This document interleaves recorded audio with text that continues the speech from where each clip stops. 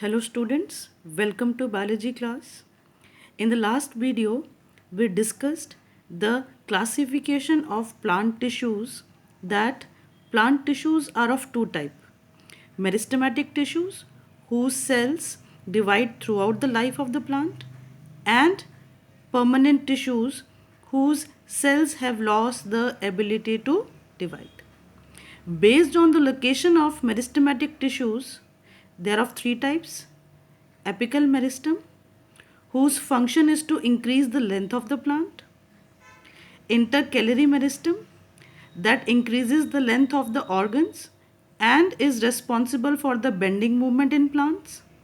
And the third type of meristem is lateral meristem, also called cambium, that is responsible for increasing the diameter, that is the girth of the plants. We also discussed that permanent tissues are derived from meristematic tissues by the differentiation of cells. In today's video, student, we shall discuss in detail the simple permanent tissues. So let's begin our lesson. Simple permanent tissue, students, as was told to you in the last video, are made up of only one type of cells. Now cells forming these tissue are similar in their structure and function.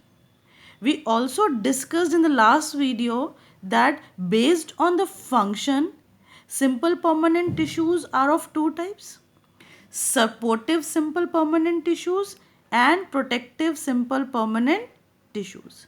Supportive simple permanent tissues are of three types: parenchyma, collenchyma, sclerenchyma, and protective simple permanent tissues are of two types: epidermis and cork. So let us see their structure and functions one by one in detail. Students, parenchyma are the tissue that are present in the cortex and pith of stem and roots, and also in the mesophyll cells of leaves. Mesophyll cells contain chlorophyll, are parenchymatous and are responsible for photosynthesis. Parenchyma cells have the following characteristics. The parenchyma tissue have living cells. They have very little specialization. They do not have a very specific function in the plant body. They just fill the space present between different types of tissues. That is why they are also called basic packing tissue or ground tissue. The cells of parenchyma have thin cell wall and vacuoles are present. And the cells are loosely packed with large intercellular spaces, as we can see from the diagram that the cells have thin cell wall, they have large central vacuole, and intercellular spaces are present between the cells. Parenchyma tissues have the following functions. Number one, they serve as food storage tissues like in xylem and phloem. Number two, they provide support to the plant body as they are the packing tissue. Number three, sometimes the parenchyma cells contain chlorophyll. So these parenchyma that contain chlorophyll are called chlorenchyma, and then they perform the process of photosynthesis. In aquatic plants, there are large air cavities that are present in the parenchyma cells. These parenchyma cells in aquatic plants that have large air cavities are called aerenchyma, and these tissue help the plant to float on water. Parenchyma of stems and roots store water and nutrients. The second type of simple permanent tissue supportive in function is collenchyma. Student, collenchyma is found in the leaf stalks, below the epidermis, and in the leaf midribs. Here I have a leaf for you to show that this is the base of the leaf called the leaf stalk with which it is attached with the stem. It has collenchyma, and this middle dark vein is called the midrib. It also has collenchyma. Students, the characteristics of collenchyma are the collenchyma cells are also living and they are elongated cells. Actually, collenchyma is derived by the elongation of parenchyma cells. When the parenchyma cells elongated, and more importantly, the cell wall becomes thick at the corner. The cell wall is irregularly thickened at the corner, and this additional thickening is because of the chemical pectin. Pectin gets deposited at the corners, which makes the corners thick. Now, since the corners are thick, collenchyma tissues have very less or no intercellular spaces between the cells. They also contain large central vacuole. The functions of collenchyma are: number one, they provide elasticity, that is flexibility, and tensile strength. Tensile strength means able to bear weight without breaking. Number two, they provide mechanical support to the plant. Number three, they allow easy bending of plant parts without breaking, and sometimes the collenchyma tissues also store food. The third type of supportive tissue is sclerenchyma. It is present in the stem around vascular bundles. Last time also in the video it was told that vascular bundles are packets of xylem and phloem.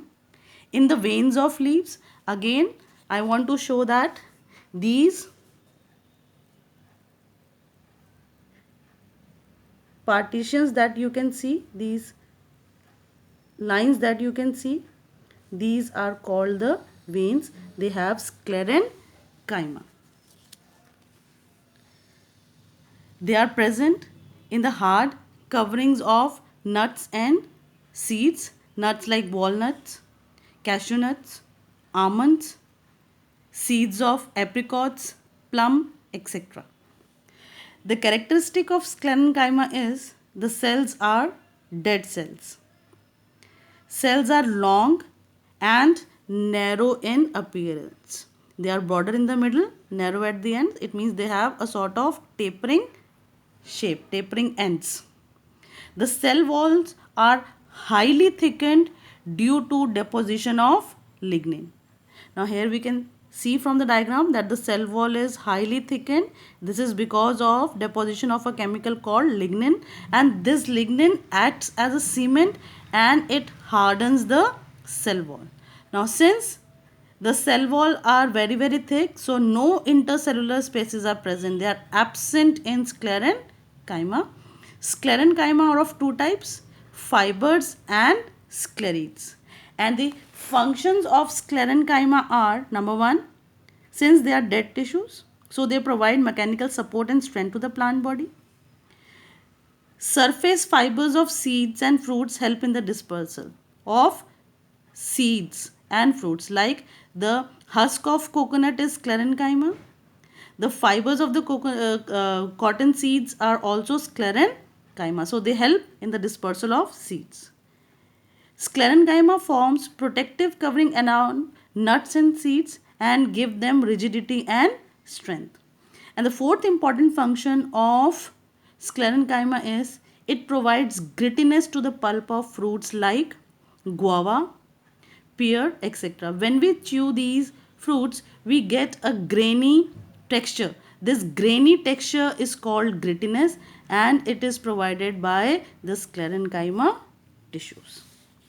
Next we are going to take up is simple permanent tissues that are protective in function. Number one, epidermis. It is a simple permanent tissue that is protective in function.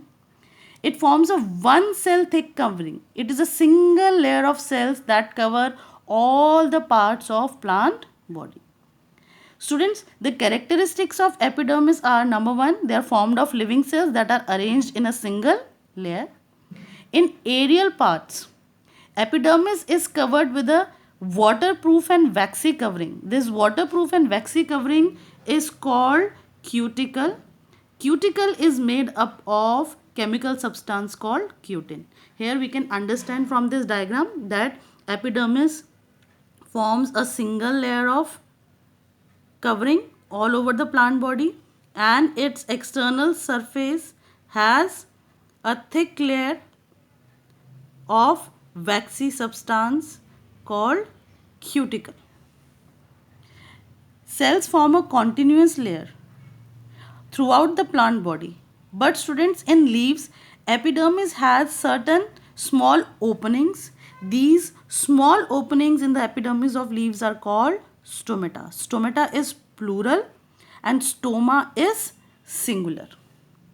Student, stoma is guarded by a pair of bean-shaped guard cells which govern the opening and closing of stomata. Here we can understand from this diagram that this stomatal aperture, the stomata, is guarded by two, that is a pair of bean-shaped or kidney-shaped cells called guard cells, and these guard cells govern or regulate the opening and closing of stomata.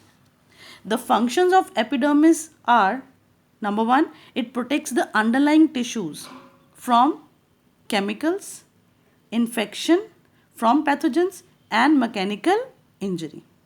The cuticle on the external side, outer side of epidermis, protects against water loss, that is excess of transpiration and desiccation. Desiccation again means loss of water. It checks the rate of transpiration and it prevents wilting. Wilting means weakening of leaves by losing water, getting folding, drooping, etc. And the stomata that are present in the epidermis of leaves and other aerial parts, they help in gaseous exchange of carbon dioxide and oxygen during photosynthesis and respiration. The second type of simple permanent tissue protective in function is called cork, also known as phloem. Student, cork is present in the old stems and roots. Actually, the outer cells of epidermis, they rupture and they are replaced by cork cells.